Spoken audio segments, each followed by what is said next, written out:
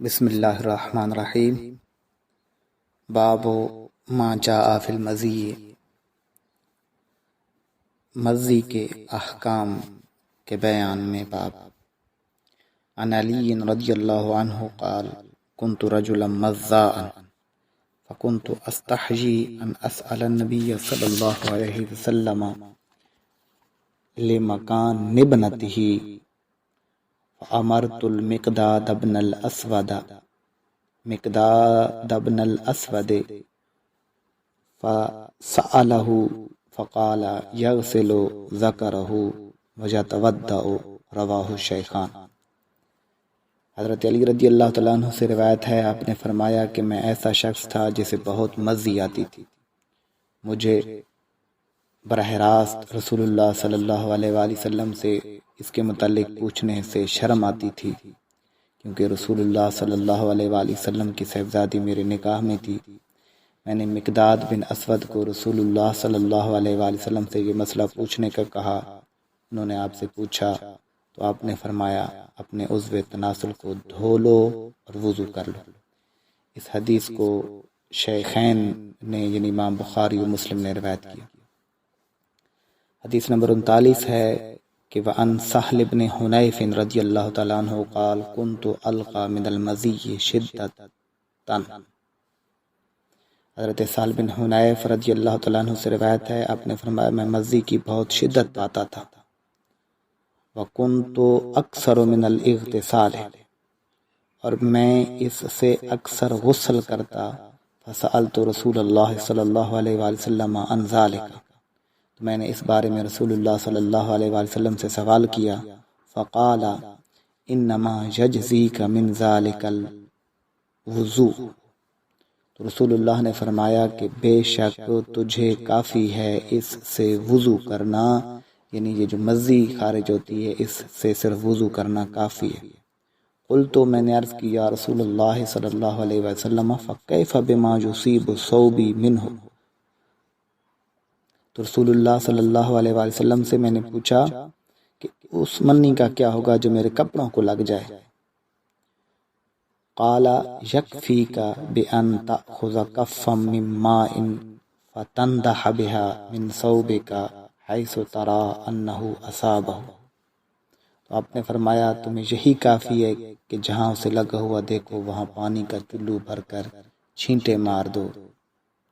اس حدیث کو اصحاب اربعہ نے رواہ الاربعہ الا النسائی و اسنادہ حسن، اس حدیث کو اصحاب اربعہ نے روایت کیا سوائے امام نسائی کے کہ انہوں نے کہ اس کی سند جو ہے وہ حسن۔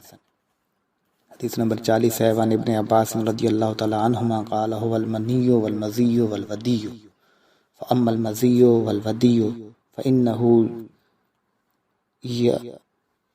فإنه يغسل ذكره ويتوضأ وأما المني ففيه الغسل، رواہ الطحاوی واسنادہ حسن۔ حضرت ابن عباس رضی اللہ تعالی عنہما سے روایت ہے، آپ نے فرمایا وہ منی مزی اور ودی ہے، بہرحال مزی اور ودی میں وہ اپنے عضو تناسل کو دھوئے گا اور بہرحال منی میں غسل ہے۔ اس حدیث کو امام طحاوی نے روایت کیا اور اس کی سند حسن ہے۔ اب ان 3 احادیث کا ترجمہ پڑھنے کے بعد ہم ان کی تشریح کی طرف آتے ہیں۔ سب سے پہلے مزی، منی، ودی اور قضی کی تعریفیں سماعت فرما لیجئے۔ فتاوی عالمگیری میں ہے کہ مزی ایسا رقیق مادہ ہے جو سفیدی کی طرف مائل ہوتا ہے۔ شہوت کے ساتھ اپنی بیوی سے کھیلنے کے وقت اس کا نکلنا ظاہر ہوتا ہے۔ عورت کی جانب سے اس کے مقابل کا نام قضا ہے۔ علامہ شامی نے کاف اور دال کے فتحہ کے ساتھ اس کا اعراب لکھا ہے اور کہا کہ یہ عورتوں میں زیادہ ہوتی ہے۔ بعض اس کو قضی پڑھتے ہیں اور زیادہ درست یہ ہے کہ اس کو قضا پڑھا جائے۔ علامہ عینی نے مزی کے بارے میں مزید لکھا کہ مزی پتلا پانی ہے جو شہوانی خیالات اور چھیڑ چھاڑ کے وقت نکلتا ہے۔ اس سے غسل واجب نہیں ہوتا، یہ نجس ہے، اس کا دھونا واجب۔ اعلی حضرت امام محمد رضا خان تحریر کرتے ہیں کہ منی نکلنا مزی نکلنے کے بغیر نہیں ہوتا، برابر ہے کہ منی خود نکالی جائے یا خود نکلے۔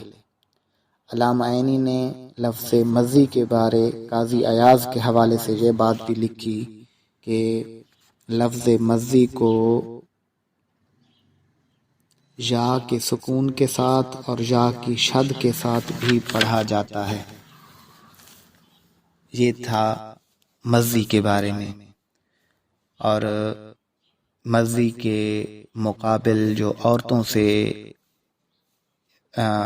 چیز خارج ہوتی ہے اس کو قضا کہتے ہیں۔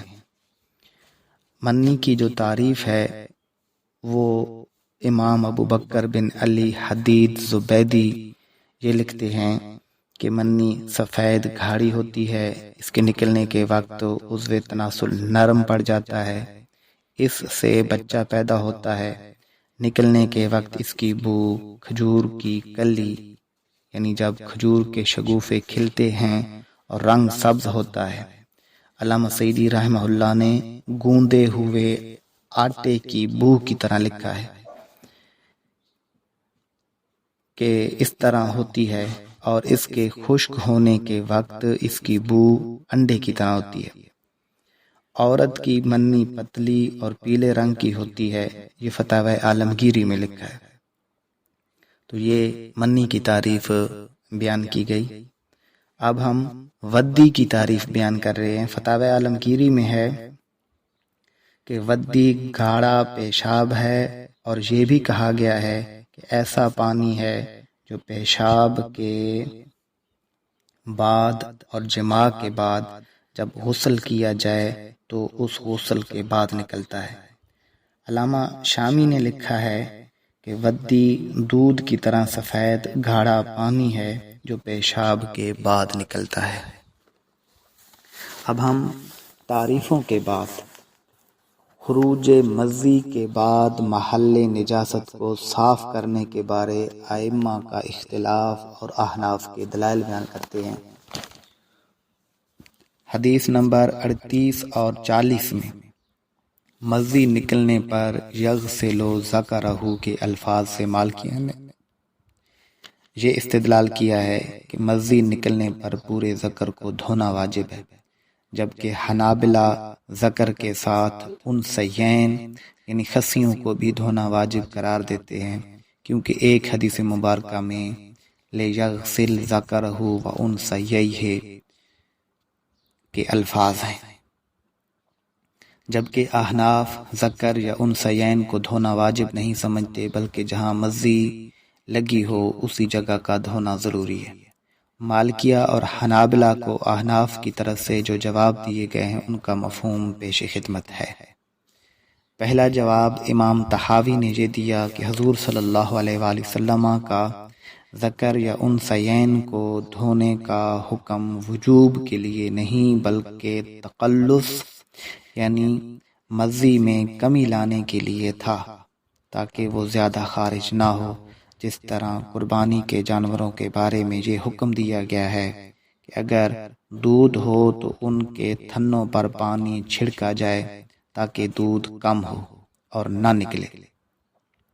اس جواب کی تائید اس سے بھی ہوتی ہے کہ کئی ایسی روایات بھی ہیں جن میں ذکر کو دھونے کے الفاظ بھی نہیں ہیں، جس طرح متن کی حدیث نمبر 39 میں یہ الفاظ موجود نہیں، بلکہ صرف حضور صلی اللہ علیہ وآلہ وسلم نے انما یجزی کا من ذالک الوضوء، مزی سے صرف وضو کرنا ہی کافی ہے۔ اسی طرح ایک روایت میں فیہ الوضوء کے الفاظ ہیں۔ حدیث نمبر 39 میں انما کے حصر کے الفاظ سے بھی اسی طرف اشارہ ہے کہ صرف وضو کافی ہے۔ پس ثابت ہوا کہ حدیث علی رضی اللہ تعالیٰ عنہ سے جو چیز واجب تھی حضور نے اس کا ذکر فرما دیا کہ وہ وضو ہے، اور جس کا دھونا واجب نہیں تھا اس کا ذکر بعض روایات میں نہیں کیا گیا، جس سے معلوم ہوا کہ ذکر و انثیین کے دھونے کا حکم وجوب کے لیے نہیں بلکہ طبعی فائدے کے لیے تھا۔ دوسرا جواب بھی علامہ طحاوی نے دیا ہے، وہ یہ کہ مزی کا نکلنا حدث ہے، یعنی وضو کو واجب کرتا ہے۔ تو ہم نے غور کیا کہ جن چیزوں کے نکلنے سے وضو ٹوٹ جاتا ہے ان کا کیا حکم ہے، تو ہم نے دیکھا کہ پاخانہ نکلنے سے وضو واجب ہوتا ہے، اور پاخانہ کا حکم یہ ہے کہ بدن کے جس حصے پر لگے گا اسی کو دھویا جائے گا، اس کے علاوہ جگہ کو دھونا ضروری نہیں۔ اسی طرح خون کے نکلنے سے بھی وضو واجب ہوتا ہے، اور خون بھی جس جگہ لگ جائے اسی جگہ کو دھونا ضروری ہے۔ پس ثابت ہوا کہ جب مزی کے نکلنے سے بھی وضو واجب ہوتا ہے تو اس کے لیے بھی دیگر احداث والا حکم ہوگا، جس جگہ پر مزی لگے گی اسی جگہ کو دھویا جائے گا۔ علامہ ابن حجر عسقلانی نے ایک جواب یہ دیا کہ امام اسماعیلی کی روایت میں الفاظ ہیں فقالا تودع وغسلہ، یعنی حضور نے فرمایا تم وضو کر لے اور مزی کو دھو لے۔ وغسلہ میں ہا ضمیر مزی کی طرف راجع ہے، یعنی تو مزی کو دھو لے۔ اس سے معلوم ہوا کہ صرف مزی کو دھونے کا حکم ہے، پورے عضو تناسل یا خصیوں کو دھونے کی ضرورت نہیں۔ چوتھا جواب یہ ہے کہ یہاں عرف کا اعتبار کیا گیا ہے۔ عرف میں ذکر کے اجزاء نہیں شمار کیے جاتے، بلکہ کسی بھی حصے کو ذکر کا نام دیا جاتا ہے۔ اسی طرح بعض اوقات خصیے بھی ذکر میں شمار سمجھے جاتے ہیں۔ اس حدیث میں تھوڑے سے حصے پر مزی لگ جائے تو اسے بھی ذکر میں شمار کیا گیا ہے۔ احناف کے موقف پر دلائل وہ روایات ہیں جن میں مطلقاً صرف وضو کے وجوب کا ذکر آتا ہے، جنہیں امام طحاوی نے شرح موانع الآثار میں ذکر کیا ہے۔ مذکورہ احادیث کے جو ضمنی فوائد ہیں وہ بھی سماعت فرما لیجئے۔ حدیث نمبر 38 سے فتویٰ لینے میں کسی کو نائب بنانے اور موکل کے سامنے وکیل کے دعویٰ کرنے کا جواز ثابت ہوا، کیونکہ مذکورہ روایت میں حضرت علی رضی اللہ تعالیٰ عنہ نے مسئلہ پوچھنے کے لیے مقداد بن اسود کو کہا، اور ایک روایت یہ بھی ہے کہ حضور کی محفل میں موجود ہوتے ہوئے کسی سے مسئلہ دریافت کروایا۔ خبر واحد کے قبول کرنے کا فائدہ بھی حدیث علی المرتضیٰ سے حاصل ہوتا ہے، نیز یہ بھی کہ قطعی علم حاصل کر سکنے کے باوجود ظنی علم پر اعتماد کرنا بھی درست ہے، جیسا کہ حضرت علی رضی اللہ تعالیٰ عنہ نے کیا کہ خود حضور علیہ السلام سے سوال پوچھ سکتے تھے جو کہ یقینی اور قطعی علم ہوتا، لیکن حضرت مقداد سے سوال کروایا جو کہ ظنی علم ہے۔ اس روایت سے سسرالی رشتہ داروں کے ساتھ حسن معاشرت کے استحباب کا فائدہ بھی حاصل ہوا، اور یہ کہ شوہر کے لیے مستحب ہے کہ ایسی چیز جو عورتوں کے جماع کے متعلق ہو وہ بیوی کے باپ، بھائی اور بیٹے وغیرہ کے سامنے ذکر نہ کرے۔ اسی وجہ سے حضرت علی المرتضیٰ رضی اللہ تعالیٰ عنہ نے فرمایا کہ آپ صلی اللہ علیہ وآلہ وسلم کی بیٹی سے نکاح کرنے کی وجہ سے میں حیا کرتا ہوں۔ علامہ ابن حجر عسقلانی نے ایک یہ فائدہ بھی مستنبط کیا کہ روایت علی سے نبی کریم صلی اللہ علیہ وآلہ وسلم کی حرمت و توقیر کی صحابہ کس طرح حفاظت فرماتے تھے، یہ ثابت ہوا۔ یہ بھی ثابت ہوا کہ علم و تعلم میں صحابہ کس طرح ایک دوسرے کے ساتھ تعاون کرتے تھے۔ اس حدیث سے یہ فائدہ بھی حاصل ہوا کہ صرف جواز و عدم جواز کو دیکھے بغیر اخلاقیات اور ادب کو بھی ملحوظ رکھنا چاہیے، کیونکہ حضرت علی رضی اللہ تعالیٰ عنہ کے لیے جائز تھا کہ وہ خود حضور سے سوال کرتے، لیکن ادب کو ملحوظ رکھا۔ واللہ ورسولہ اعلم بحقیقت الکلام۔